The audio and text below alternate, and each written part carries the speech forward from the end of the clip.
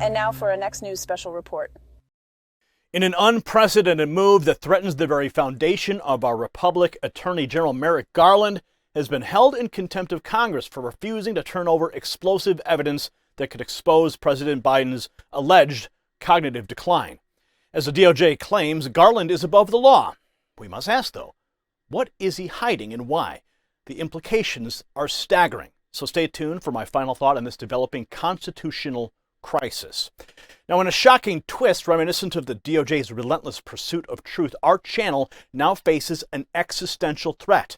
Just as Garland withholds crucial information and evidence from Congress, YouTube has turned its back on us, leaving us demonetized and silenced. But we refuse to be intimidated. With your support, we will continue to expose the truth no matter the cost. As the battle for America's soul hangs in the balance, we need your help more than ever. Visit the GoFundMe link below to join our fight for transparency and justice. Together, we can hold the powerful accountable and protect the integrity of our republic. Now, in a stunning display of defiance, Attorney General Merrick Garland, well, he's been held in contempt of Congress for refusing to turn over interview tapes from a DOJ probe into President Biden's alleged mishandling of classified documents. Now, the tapes, believed to contain evidence of Biden's cognitive decline, well, they've been withheld by Garland, who claims executive privilege. Garland's statement following the contempt vote, which made him only the third attorney general in U.S. history to face such a rebuke, disregards the constitutional separation of powers and Congress's oversight role. Now, the Biden administration has invoked executive privilege, while the DOJ suggests that releasing the tapes could lead to the creation of deepfakes that might undermine democracy. However, critics argue that the Biden audio is not covered under executive privilege, and Garland's actions amount to a cover-up. An internal DOJ memo claims that Garland cannot be prosecuted for contempt due to the assertion of the president of executive privilege, highlighting a two-tiered justice system. Now, in this clip, Garland tells reporters that he doesn't need to respond to congressional subpoenas he deems illegitimate, while simultaneously pursuing contempt charges against former President Trump advisors Steve Bannon and Peter Navarro for defying subpoenas. Watch. The Justice Department is a fundamental institution of our democracy. People depend on us to ensure that our investigations and our prosecutions are conducted according to the facts and the law and without political influence. We have gone to extraordinary lengths to ensure that the committees get responses to their legitimate requests. Legitimate. Oh, so anything else is illegitimate that they deem, right? That's how it works. But this is not one. To the contrary, this is one that would harm our ability in the future to successfully pursue sensitive investigations. Yeah, right. Now, there have been a series of unprecedented and, frankly, unfounded attacks on the Justice Department. Oh, really? This request, this effort to use contempt as a method of obtaining our sensitive law enforcement files is just the most recent. The effort to threaten to defund our investigations and the way in which there are contributions to an atmosphere that puts our agents and our prosecutors at risk, these are wrong. Look, the only thing I can do is continue to do the right thing. Yeah, right. I will protect this building and its people. Yeah, sure you will.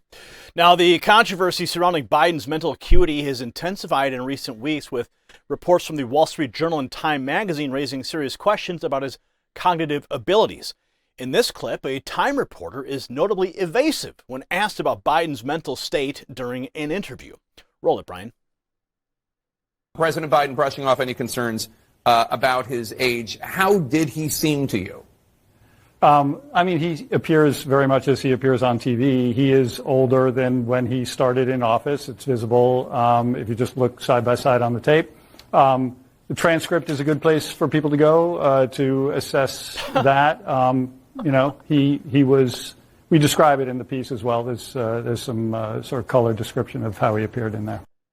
The manipulated transcripts. Concerns about Biden's cognitive decline have been further fueled by public incidents such as when he appears to forget shaking hands with Senator Chuck Schumer and goes back for another handshake. Remember this moment?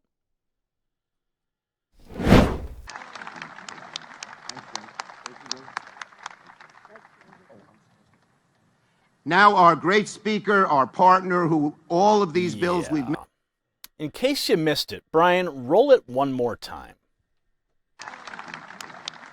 There's the handshake. Oh, hey. Now our great speaker, our partner, who all of these bills we've made. That's so embarrassing. Like seconds later, he forgets. Another incident at the G7 summit shows the Italian Prime Minister Giorgia Meloni guiding Biden back to the group after he seems to wander off. Watch.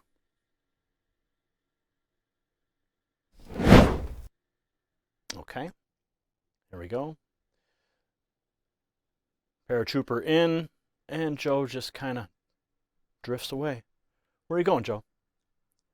Ice cream truck? You hear ice cream? Oh, you're watching the paratrooper. Oh, yeah. Come on over here. Yeah, this is where we need you, Joe. Yeah, by the cameras. With all the other world leaders. Yeah, okay. That's what just happened. Now, the double standards in the application of contempt charges are glaring. While former Trump advisors face prison time for defying subpoenas, former Attorneys General William Barr and Eric Holder, who were also held in contempt of Congress, faced no criminal charges. Political strategist Roger Stone raises a critical question. Who authorized Merrick Garland to determine which subpoenas from Congress were legitimate and which were not? If you got value from this report, tap subscribe. It's time for my final thought. In this chilling saga, Garland has appointed himself as the sole arbiter of congressional oversight, a role far beyond his constitutional authority. And as Roger Stone pointedly asked, who gave Garland the power to determine the legitimacy of those subpoenas? This is a blatant affront to the separation of powers and a dangerous precedent that threatens the fabric of our republic. In the words of James Madison, the accumulation of all powers, legislative, executive, and judiciary, in the same hands, may justly be pronounced the very definition of tyranny. We must demand accountability and preserve the checks and balances that safeguard our nation. Congratulations, you made it to the end of the video. Now keep up your quest for truth with this next news report. And if you found our channel enlightening, join the millions who agree with you. Tap subscribe. Thank you for watching the Next News Network.